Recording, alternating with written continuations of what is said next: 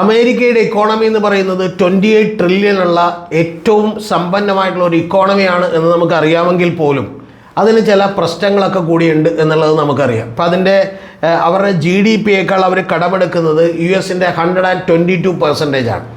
ഇങ്ങനെ കടമൊക്കെ എടുക്കുമ്പോഴും അവരുടെ ഇക്കോണമി വളരെ സ്ട്രോങ് ആണ് എന്നുള്ള കാര്യത്തിലൊന്നും ആർക്കും സംശയമില്ല. അപ്പോൾ അതിൻ്റെ വിശദാംശങ്ങളിലേക്കൊന്നും ഞാൻ പോകുന്നില്ല.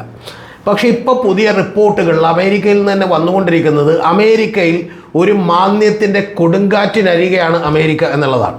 ഇത് ഏറ്റവും ആദ്യമായി പറഞ്ഞത് മൂഡീസ് എന്ന് പറയുന്ന ഒരു ക്രെഡിറ്റ് റേറ്റിംഗ് ഏജൻസിയുടെ ചീഫ് ഇക്കണോമിസ്റ്റ് ആയിട്ടുള്ള മാർക്ക് സാൻഡിയാണ്. ആ മാർക്ക് സാൻഡി ഇത്തരത്തിലുള്ള ഒരു പ്രസ്താവന നടത്തി. നമുക്കതിൻ്റെ വിശദാംശങ്ങളിലേക്ക് വരാം, എന്തുകൊണ്ടാണ് അവരങ്ങനെ പറഞ്ഞത്.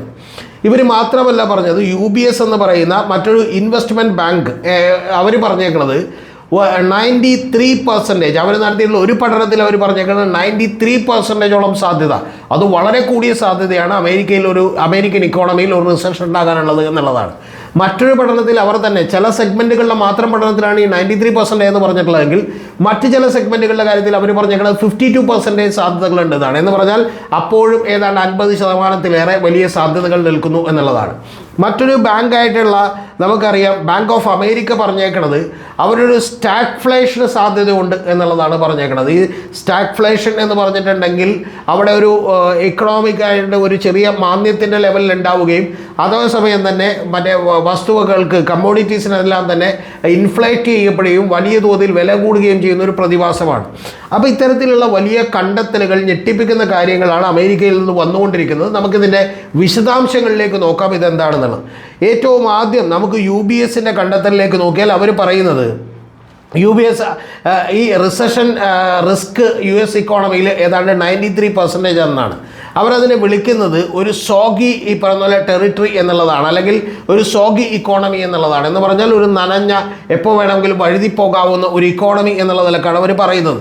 അവരതിന് പറയാനുള്ള പ്രധാനപ്പെട്ട കാരണമെന്ന് പറയുന്നത് ഒരു കോസ്റ്റ് ഓഫ് ബോറോയിങ്, അതുപോലെ തന്നെ ഷോർട്ട് ടേം ഈ പറയുന്ന പോലെ ലെൻഡിങ്, അതുപോലെ ലോങ് ടേം ഈ പറയുന്ന പോലെ ബോറോയിങ്, ഇത്തരത്തിലുള്ള കാര്യങ്ങളെല്ലാം എടുത്തു വെച്ച് നോക്കുമ്പോൾ അതിൻ്റെ എല്ലാം സ്റ്റാറ്റിസ്റ്റിക്സ് എടുത്തു വെച്ച് നോക്കുമ്പോൾ ഏതാണ്ട് ഒരു 93%ഓളം സാധ്യത അമേരിക്കൻ ഇക്കോണമി ഒരു റിസഷനിലേക്ക് പോകാനുള്ളത് ഉണ്ട് എന്നാണ് പറയുന്നതെങ്കിൽ, മറ്റൊരു ആസ്പെക്റ്റിൽ അവർ വേറൊരു ഡീറ്റെയിൽഡ് ആയിട്ടുള്ള മറ്റൊരു ഡാറ്റാ ബാങ്ക് കൂടി പരിശോധിച്ചിട്ടുണ്ട്. അത് നോർമലി ഉള്ളത് ആളുകളുടെ ഇൻകം, അതുപോലെ തന്നെ ആളുകൾക്ക് കിട്ടുന്ന ജോലി, അവരുടെ റിസഷൻ, ഇത്തരം അവരുടെ ജോലിക്കുണ്ടായിട്ടുള്ള റിസഷൻ, ഇത്തരം കാര്യങ്ങളൊക്കെ തമ്മിൽ കണക്ക് കൂട്ടുമ്പോൾ എംപ്ലോയ്മെൻറ്റ് ഡാറ്റ, അതുപോലെ തന്നെ ഇൻഡസ്ട്രിയൽ പ്രൊഡക്ഷൻ, കൺസപ്ഷൻ, ഇത്തരം കാര്യങ്ങളെല്ലാം കൂടി വെക്കുമ്പോൾ അവർ പറയുന്നത് ഏതാണ്ട് 52% വരുന്ന സാധ്യത ഈ പറയുന്ന റിസഷനിലേക്ക് പോകാനുള്ളത് ഉണ്ട് എന്നുള്ളതാണ്.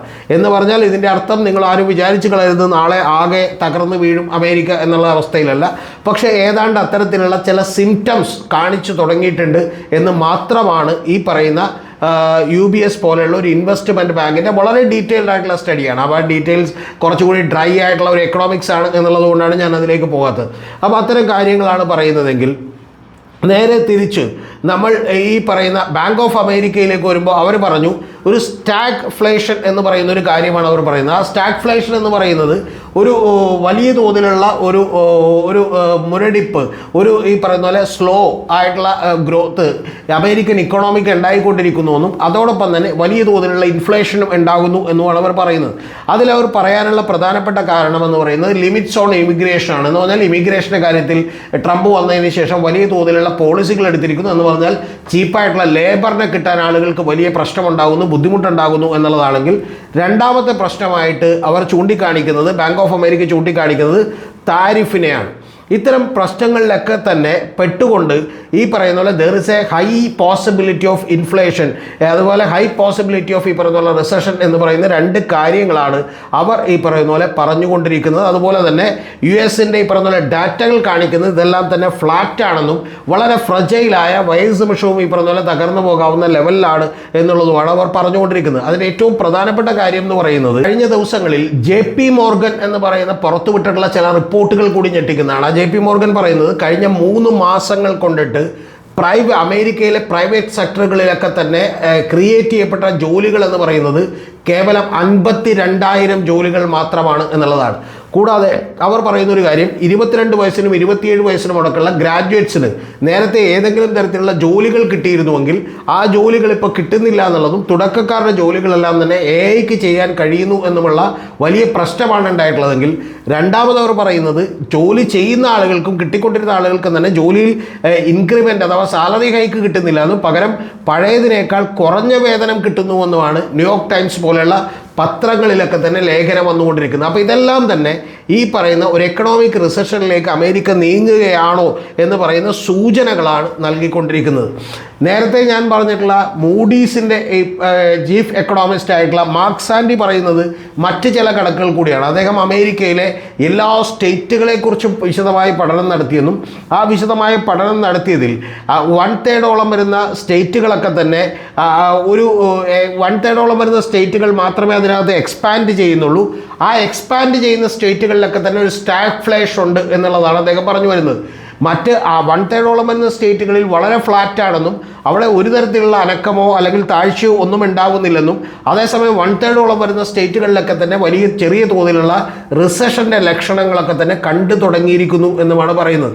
അപ്പോൾ ഇതെല്ലാം തന്നെ ഈ പറയുന്ന അമേരിക്ക എടുത്തിരിക്കുന്ന നിലപാടുകളിൽ എത്രത്തോളം പ്രശ്നങ്ങൾ ഉണ്ടാക്കും എന്നുള്ളത് കൂടി വലിയൊരു പ്രധാനപ്പെട്ട പ്രശ്നമാണ്. ഞാൻ മറ്റൊരു വീഡിയോയിൽ വളരെ വിശദമാക്കിയ കാര്യം പോലെ തന്നെ ഈ അമേരിക്കയിലെ ആളുകൾക്ക് തന്നെ ജോലിയില്ലാതാകുമ്പോൾ അത് ഉറപ്പായിട്ടും അവിടെയുള്ള ഒരു ഇപ്പോഴത്തെ രാഷ്ട്രീയ സാഹചര്യങ്ങൾ അനുസരിച്ച് ഒരു ഫാർ റൈറ്റ് വിങ് ആളുകളൊക്കെ തന്നെ അതിനെ ഉപയോഗിക്കാൻ പോകുന്നത് ഇന്ത്യയിൽ നിന്ന് വരുന്ന ആളുകൾ അല്ലെങ്കിൽ മറ്റ് ഈ പറഞ്ഞ പ്രവാസികളായിട്ട് വരുന്ന ആളുകളൊക്കെ തന്നെ അമേരിക്കയുടെ ജോലികൾ തട്ടിയെടുക്കുന്നു എന്നുള്ളതാകാനുള്ള സാധ്യതകൾ കൂടിയുണ്ട് എന്ന് ചുരുക്കം. എന്ന് പറഞ്ഞാൽ ഒരു കാര്യം ഞാൻ പറയുന്നു, അമേരിക്കയിൽ ഇക്കോണമിയിൽ ഉണ്ടാകുന്ന റിസഷൻ നമ്മളിത് കേട്ട് സന്തോഷിച്ച് അത് അമേരിക്ക തകരുന്നു ഇന്ത്യ മാത്രം വളരുന്നു എന്നൊന്നും വിചാരിക്കരുത്. അമേരിക്കയിൽ ഉണ്ടാകുന്ന റിസഷൻ ലോകത്തിനെ തന്നെ പിടിച്ചു കുലുക്കും എന്നുള്ള കാര്യത്തിലൊന്നും ഒരു സംശയമില്ല. 2008 ഇത്തരത്തിലുള്ള റിസഷൻ ഉണ്ടായപ്പോൾ അത് ഹാൻഡിൽ ചെയ്യാൻ അമേരിക്കക്ക് പറ്റിയെങ്കിൽ ഇത്തവണയും അവർക്കത് കഴിയും എന്ന് തന്നെയാണ് വിശ്വാസം. പക്ഷേ അത്തരത്തിലുള്ള റിസഷൻ കൂടി ഉണ്ടാകുമ്പോൾ അത് തീർച്ചയായിട്ടും ഗ്ലോബൽ ഇക്കോണമിയെ തന്നെ വലിയ തോതിൽ മോശമായിട്ട് ബാധിക്കാൻ പോകുന്ന ഒരു കാര്യമാണ് എന്നുകൂടി പറയാതെ വയ്യ. ഇത് മലയാളത്തിലെ മീഡിയകളൊന്നും തന്നെ വലുതായിട്ട് റിപ്പോർട്ട് ചെയ്യാത്തത് കൊണ്ടാണ് ഞാൻ ഈ പറഞ്ഞ പോലെ എൻ്റെ പ്രേക്ഷകരോട് കൃത്യമായിട്ട് ഇത് പറഞ്ഞു വെച്ചത്. എന്ന് പറഞ്ഞാൽ ഇതിനേക്കാൾ കുറച്ചുകൂടി ആഴമേറിയ വിശദാംശങ്ങൾ കൂടി ഈ മൂഡീസിൻ്റെയും അതുപോലെ തന്നെ UBS ഇൻവെസ്റ്റ്മെൻറ്റ് ബാങ്കിൻ്റെയും അതുപോലെ ന്യൂയോർക്ക് ടൈംസിൻ്റെ ലേഖനത്തിലും അതുപോലെ JP മോർഗൻ്റെ പഠനങ്ങളിലുമൊക്കെ നമ്മൾ കാണുന്നുണ്ട്.